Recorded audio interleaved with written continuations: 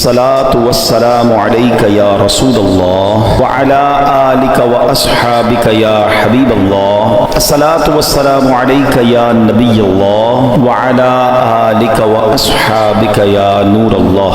پاک پڑھنے کے بے شمار فضائل و برکات ہیں. آج کل دور بڑا کلیمٹیز کا، پرابلمز کا، ڈیفیکلٹیز کا ہے. بیماریاں الگ چل رہی ہیں، وائرس الگ چل رہے ہیں، پرابلمز الگ چل رہے ہیں. اگر ہم چاہتے ہیں کہ ہماری سیکیورٹی رہے، اللہ کی رحمتیں ہمارے ساتھ رہیں، تو درود پاک ایک ایسا فارمولہ ہے کہ اگر ہم گھر سے نکلیں درود پڑھتے ہوئے، کام پہ جا رہے ہیں درود پڑھتے رہیں، واپسی میں آئیں تو درود پڑھتے رہیں، فضول باتوں سے اگر اپنے آپ کو بچائیں تو انشاءاللہ آپ اللہ کی رحمتوں کے سائے میں رہیں گے.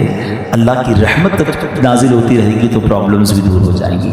اللہ مجھے بھی درود پاک کثرت سے پڑھنے والا بنائے. صلو علی الحبیب صلی اللہ تعالی علی محمد صلی اللہ علیہ وسلم. عید کے دن کرنے والے کام: اللہ تعالیٰ کا شکر بجا لانا، عید کی رات میں عبادت کرنا، عید کی نماز کے لیے غسل کرنا، اچھے کپڑے پہننا، عذر نہ ہو یعنی کوئی تکلیف نہ ہو یا کوئی مسئلہ نہ ہو تو پیدل عیدگاہ کی طرف جانا، عیدگاہ آنے اور جانے کا راستہ تبدیل کرنا یعنی کسی اور راستے سے جائیں اور واپسی کسی اور راستے سے آئیں. راستے میں پست آواز سے یعنی ہلکی آواز سے تکبیر کہنا، عید کی نماز پڑھنا اور خطبہ سننا، اور پھر عید کی مبارکباد دینا. بقرہ عید والے دن سب سے افضل نیکی کون سی ہے؟ وہ جانور کا خون بہانا ہے. یہ ان لوگوں کے لیے بھی جواب ہے جو قربانی کے مقابلے میں آلٹرنیٹ پیش کرتے ہیں. ہر سال قربانی کے دنوں میں وسوسہ پیدا کرنے والے لوگ آتے ہیں، کہتے ہیں جناب اتنے جانور ذبح ہوتے ہیں، کروڑوں اربوں روپے خرچ ہو جاتے ہیں،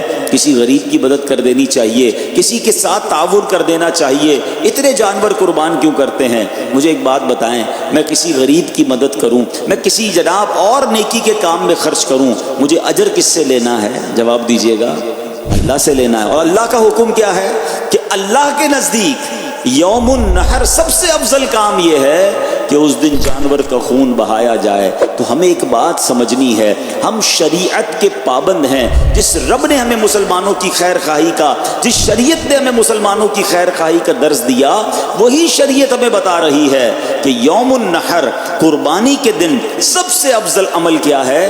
وہ قربانی کرنا ہے. تو اس میں کوئی پس و پیش نہیں کرنی چاہیے. بعض اوقات یہ جو قصاب بھائی ہوتے ہیں یہ غلطی کیا کرتے ہیں کہ جانور کو ذبح کیا، ابھی وہ تڑپ رہا ہے اور اس کی کھال اتارنا شروع کر دیتے ہیں. بالکل ان کو ہاتھ نہ لگانے دیں کہ پہلے اس کی روح پوری نکلنے دیں، اس کو ٹھنڈا ہو لینے دیں، پھر کسی طرح کا بھی کوئی کام شروع کریں. ان کو جلدی ہوتی ہے، یہ سخت اذیت دینا ہے کہ ابھی تو وہ ذبح ہوا ہے، اس کو ٹھنڈا ہو لینے دیں. جب بالکل آپ کو لگے کہ اس کی روح نکل گئی ہے، وہ ٹھنڈا ہو گیا ہے، اب اس کو جناب اس کا جو بھی گوشت وغیرہ یا کھال وغیرہ پر کام کرنا ہے وہ کریں. تو یہ بھی آپ نے قصاب سے یہ معاملہ کرنا ہے. یاد رکھیے جانور کو ذبح کرتے وقت جو بھی ذبح کرے گا اسے بلند آواز سے بسم اللہ اللہ اکبر پڑھنا ہے. جان بوجھ کر نہیں پڑھے گا تو وہ جانور ذبح ہی نہیں ہوگا، حلال ہی نہیں ہوگا. اور خوش دلی کے ساتھ قربانی کیجیے. اللہ کریم ہم سب کی قربانی کو اپنی بارگاہ میں قبول فرمائے. ناظرین، عید کا شاندار تحفہ آپ کو دینے جا رہا ہوں. ایک بڑا ہی مختصر بہت شارٹ وظیفہ ہے مگر کمال کا اجر ہے. عید کا دن بھی نیکیوں میں گزاریے. وظیفہ کیا ہے؟ جو شخص عید کے دن 300 مرتبہ سبحان اللہ و بحمدہ پڑھے اور تمام فوت شدہ مسلمانوں کی یعنی جو دنیا سے چلے گئے مرحومین ہیں ان کی ارواح کو، ان کی روحوں کو ایصال ثواب کرے تو ہر مسلمان کی قبر میں 1000 انوار داخل ہوتے ہیں. اور جب یہ پڑھنے والا خود مرے گا تو انشاءاللہ اللہ کی رحمت سے اس کی قبر میں بھی 1000 انوار داخل کیے جائیں گے. سبحان اللہ و بحمدہ 300 بار پڑھنے میں بہت تھوڑا وقت لگتا ہے. انشاءاللہ مرحومین کا بھی بھلا ہو جائے گا، پڑھنے والے کا بھی بھلا ہو جائے گا. امید کرتا ہوں اس عید کو یہ وظیفہ ضرور کریں گے اور اس میسج کو بھی عام کریں گے. قربانی نہ ظلم ہے نہ پیسے کا ضیاع.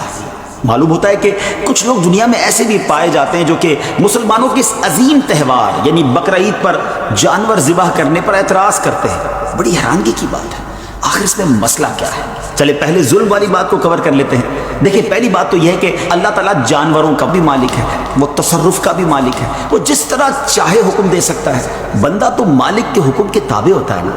دوسری بات، مذہبی روایات کے طور پر جانور کم و بیش ہر مذہب میں ذبح کیے جاتے ہیں، مگر اسلام نے جو قربانی کا حکم دیا ہے اس کا ایک اپنا ہی کمال ہے، اس کی الگ ہی کلاس ہے. اور تیسری بات دیکھیں نا، مرغی تو ساری دنیا کھاتی ہے نا، تو زندہ تو نہیں کھاتی، اسے بھی مار کر ہی کھاتی ہے، مگر اسلام نے اس کا منظم کم تکلیف والا طریقہ دیا ہے جس کو ذبح کہا جاتا ہے۔ مچھلی، جھینگے وغیرہ کو سب شکار کر کے کھاتے ہیں، تو صرف عید پر کیا مسئلہ ہے؟ اچھا، اب چوتھی بات وہ یہ ہے کہ اسلام دنیا کے ہر کونے کے لیے ہے۔ جہاں صرف برف ہو، ریگستان ہو، سبزیاں نہ ہوں، وہاں کے لوگ پھر کیا کریں گے؟ اسلام نے ایسے لوگوں کا بھی خیال رکھا ہے۔ اب چلتے ہیں پانچویں بات کی طرف، اور وہ یہ ہے کہ گوشت کھانا فطری چیز ہے۔ اللہ کریم نے انسانوں کو مختلف قسم کے جو دانت دیے نا، دیکھیں نوکیلے دانت بھی ہیں اور چبانے کے لیے گول داڑیں بھی دی ہیں۔ اس سے کیا مراد ہے؟ یہ تاکہ سبزی کھانے والے جانور جو ہوتے ہیں نا، ان کے نوکیلے دانت نہیں ہوتے، نہ گول داڑیں ہوتی ہیں۔ اللہ کریم نے انسان کو جو دانت دیے ہیں وہ سبزی بھی کھا سکتا ہے اس سے، اور گوشت بھی چبا سکتا ہے۔ اب چلتے ہیں چھٹی بات کی طرف، اور وہ یہ ہے کہ جانور کا دودھ تو سب پیتے ہیں نا، ملک کا استعمال تو ساری دنیا میں ہے، حالانکہ یہ جانور کے بچے کا حق ہے۔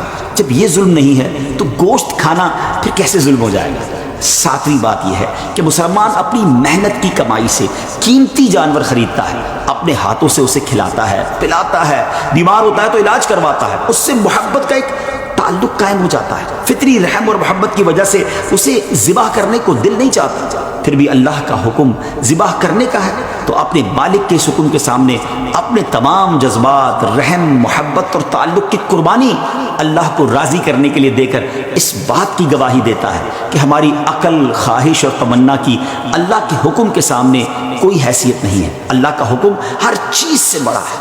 اللہ کریم ہمیں اپنے حکم پر چلنے کی توفیق عطا فرمائے تو خوش دلی کے ساتھ، جی ہاں، ثواب کی نیت سے قربانی کیجئے اور اس کی برکتیں لوٹیے۔ ایک اور اعتراض ہوتا ہے، جناب اربوں روپے خرچ ہو جاتے ہیں، ان پیسوں سے کچھ اور کر لیا جاتا، غریبوں کو تقسیم کر دیا جاتا۔ پہلی بات تو یہ ہے کہ یہ صرف اسلامی تہوار میں ہی لوگوں کو غریب کیوں یاد آتے ہیں؟ بڑی بڑی شادیاں ہوتی ہیں، بڑے بڑے سیلیبریشن ہوتے ہیں، ملک اور قوم کے دن منائے جاتے ہیں، بلکہ کئی فیسٹیول منائے جاتے ہیں جس میں اربوں خربوں روپے خرچ ہوتے ہیں، اس وقت یہ اعتراض نہیں آتا، مگر جب اسلام کے نام پر کوئی خرچ ہونے لگتا ہے تو کچھ جگہوں سے یہ آرگیومنٹ، یہ اعتراض آتا ہے۔ چلے ایک بات تو ہم نے کر دی، جب اللہ رسول کا حکم ہے تو مسلمان کا کام تو لبیک کہنا ہے۔ اب ذرا لاجیکلی بھی بات کر لیتے ہیں، ذرا چلتے ہیں شروع سے۔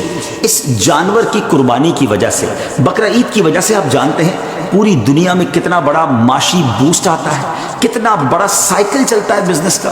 دیکھیں نا، بزنس کی کامیابی کا تو راز ہی یہ کہا جاتا ہے نا کہ ایک بندے کی جیب سے پیسے نکلیں اور دوسرے بندے کی جیب میں چلے جائیں، مارکیٹ میں کیش فلو آ جائے۔ ذرا چلیے جناب، یہ جانور آتے کہاں سے ہیں؟ گاؤں کے غریب لوگ جانور اپنے گھر میں پالتے ہیں، پورا سال پالتے ہیں اور اس کے بعد منڈی میں آ کر اسے بیچتے ہیں، تو یہ رقم پیسے والوں کی جیب سے نکل کر ان گاؤں کے غریب مسلمانوں تک پہنچتی ہے۔ جب یہ سارے جانور منڈی میں آتے ہیں تو منڈی آباد ہو جاتی ہے، منڈی میں چارے والے کا بزنس بھی چلتا ہے، سوزوکی والے کا بزنس بھی چلتا ہے، کئی مزدوروں کو نوکری مل جاتی ہے، جناب رسی اور اس کے جو جانور کے باندھنے کا سامان ہوتا ہے ان لوگوں کا بھی کاروبار شروع ہو جاتا ہے۔ اور آگے چلیے، جب یہ جانور خرید کر لوگ اپنے گھر لاتے ہیں، ہزاروں لاکھوں لوڈر اور سوزوکی ڈرائیور اور ٹرک ڈرائیورز کو روزگار ملتا ہے۔ پھر جیسے یہ محلے میں آ جاتے ہیں تو محلے میں بھی آپ نے دیکھا ہوگا چوکیدار اور مزدور، غریبی لوگ تو ہوتے ہیں، ان کو سنبھالنے کے پیسے ملنا شروع ہو جاتے ہیں۔ منڈی اور اطراف میں جو چارے کی دکانیں ہوتی ہیں وہاں جناب ان لوگوں کو روزگار ملنا شروع ہو جاتا ہے، بچے خوش ہوتے ہیں، اور جب اس کے بعد اس کی قربانی ہوتی ہے تو ہزاروں لاکھوں دنیا بھر میں قصاب جو ہوتے ہیں، گوشت فروشت ہوتے ہیں، ان کو روزگار ملتا ہے۔ ایک قصاب ہوتا ہے، 5-10 ہیلپر ساتھ آتے ہیں، ان کو بھی عید کے دنوں میں مزدوری مل جاتی ہے۔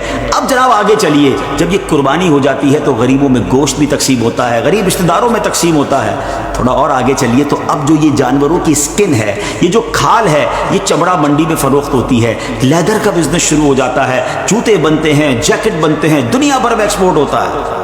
مجھے بتائیے ناظرین، کتنے لاکھوں غریبوں کا بھلا ہوتا ہے قربانی میں، اور اربوں نہیں، ایک تحقیق کے مطابق خربوں روپے امیر مسلمانوں کی جیبوں سے نکل کر غریب مسلمانوں تک پہنچ جاتے ہیں۔ اتنا شاندار سائیکل ہے یہ بزنس کا، سبحان اللہ۔ اللہ رسول کے حکم پر عمل بھی ہے، نیکیوں کا خزانہ بھی ہے، اور بزنس کا اتنا شاندار بوسٹ بھی ہے۔ پھر اعتراض کس بات کا؟ امید ہے کہ اللہ کریم کے احکام میں، شریعت کے احکام میں لاجک تلاش کرنے کی بجائے لبیک کہنے کی عادت ڈالیں گے۔ सोचो तो सही कैसा मंजर होगा। जरा मिल के तकबीर पढ़ें और उस मंजर को याद करें। अल्लाहु अकबर, अल्लाहु अकबर, ला इलाहा इल्लल्लाह, वल्लाहु